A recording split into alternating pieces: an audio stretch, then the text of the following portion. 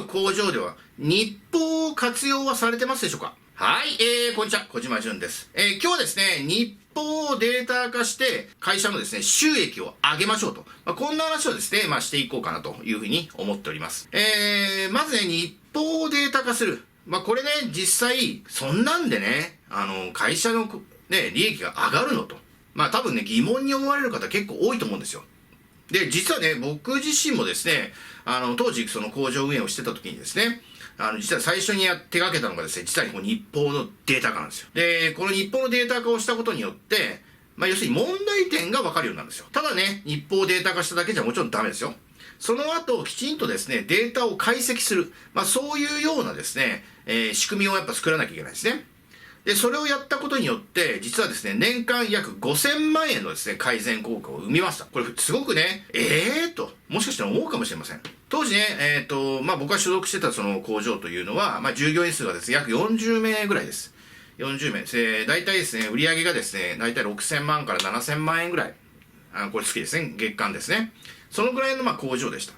で、実際、やっぱその日報をつけたことによって、やっぱその現状のですね、正しい情報がですね、僕自身に全て、集約できるようになったわけですよ。ここが大事です。だからこれによって、やっぱその問題点がですね、発見できるようになったってことなんですよ。この問題点をですね、やっぱ発見できることをね、するためにはですね、やっぱ日報をデータ化せざるを得ないですよ。これ以外方法はですね、存在しません。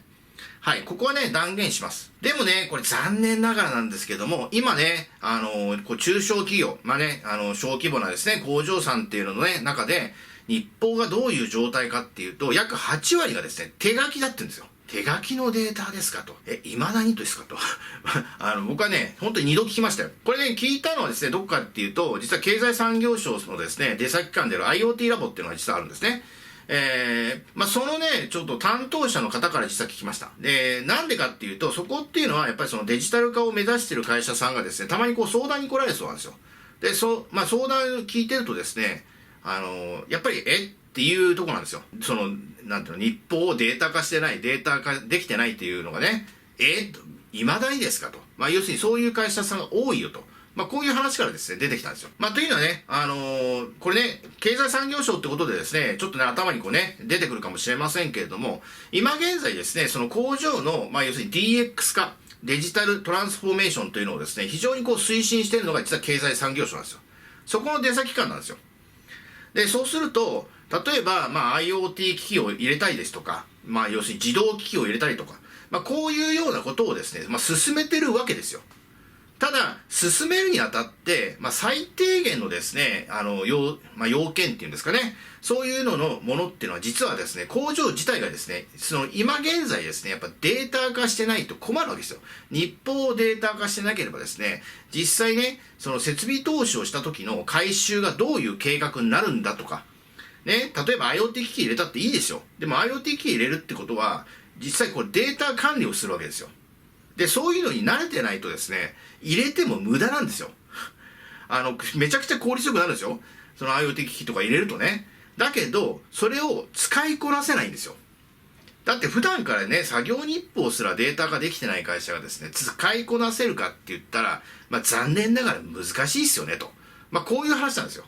こういう本音の意見を聞いて、そうですね、と。僕なんかね、すごく思いましたよ。で、実際僕自身もですね、20年ほど前にですね、こういう工場のですね、管理職をやってましたし、運営をしてました。で、その時に、やっぱ一番最初にですね、手掛けたのが実はこのね、日報のデータ化なんですよ。ね、っていうのは、やっぱり現場からですね、やっぱりデータをね、よこせと言っても、なんとなくがですね、やっぱそこの所属長たちのですね、フィルタリングが入るんですよ。ただいい意味のフィルタリングならいいんですけども、やはりですね、やっぱ肝心な部分が抜けてしまうこともですね、やっぱ多数あったんですね。そこをやっぱりね、正確な情報を、今の現状をね、正しく、僕のところにですね、データが集まるように、したかったというのがですね、やっぱ本音です。というのはね、こういう例がね、一番正しいのかもしれませんけども、結局ですね、手書き日報をですね、普段使ってるとですね、実際こういう現象が起こるんですよ。大体従業員がですね、仕事終わるのって、5時半とか5時とかね、会社さんによってこれちょっと違いますけども、まあ要するに終わった時に大体こういうね、作業日報って所属長にこう提出するじゃないですか。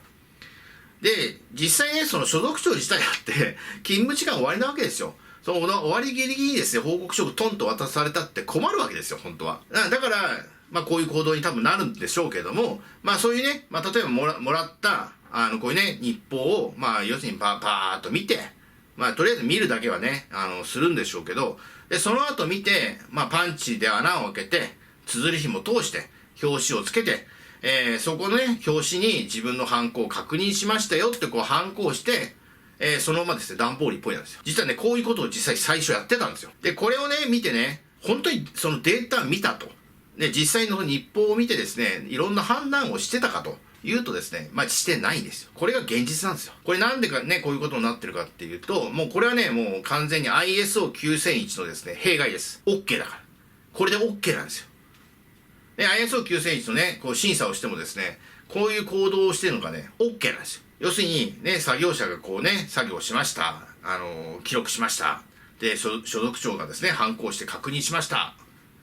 これで OK なんです。ISO9001 上では全然 OK なんです。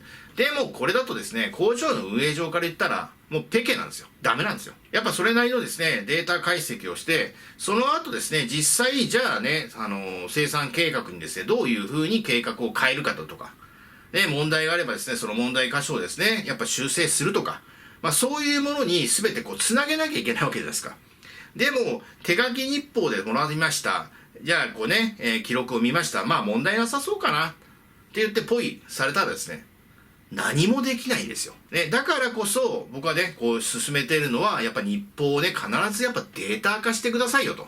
ここなんですよ。どうですか？そういうのってめんどくさいですか？ってことなんですよ。で、実際僕もですね、まあめんどくさいとは思います。データ化するのすごくめんどくさいです。で、お金とかですね、余裕があるんであれば、作業者にですね、こうタブレットを渡して、まあプログラム化してですね、自動入力っていうんですか、それはね、今現在もっと簡単にできるようになりました。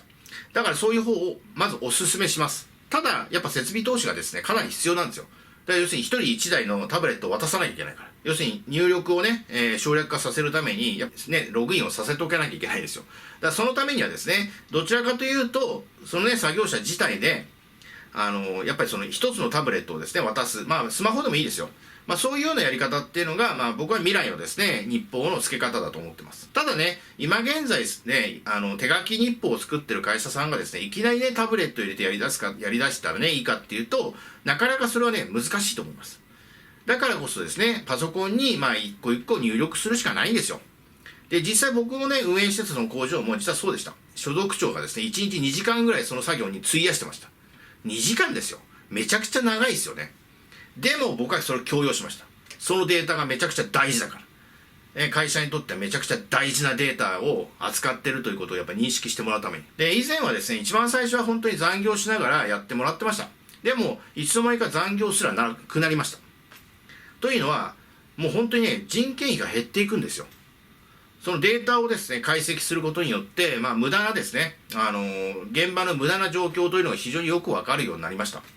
で、それによって、やっぱ人員計画だとかね、生産計画というのが非常に、ね、効率よくできるようになりました。で、その結果、やっぱりその必要人員がですね、もっといらないと、もっと少なくていいということが分かって、最終的にですね、そのね、少ない人数でも同じ売り上げ、同じね、生産がですね、できるようになったんですよ。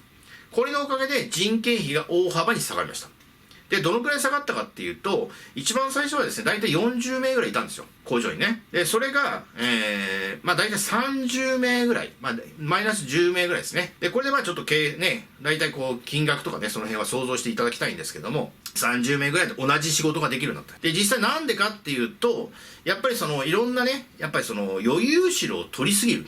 現場ってのはやっぱりどうしてもね、余裕資料を取りたがるんですよ。で、この仕事って、例えばどのくらいできるっていうとですね、例えば1時間ね、例えばその人の目標としても100個ぐらいと思ってたとしてもね、ああ、そうですね、80個ぐらいですからって答えるわけですよ。で、答えた結果をね、生産管理という立場がですね、生産計画を立てるわけですよ。このぐらいの、じゃあその時間とか人員計画とかを立てるわけですよ。そうすると余裕が出ちゃうんですよ。で、余裕で、まあ要するに予定以上に早く終わっちゃう。まあこういうこともね、もう多々あったわけですよ。だからこそ多くの人員を雇わなきゃいけない。無駄な人員だと分かってても。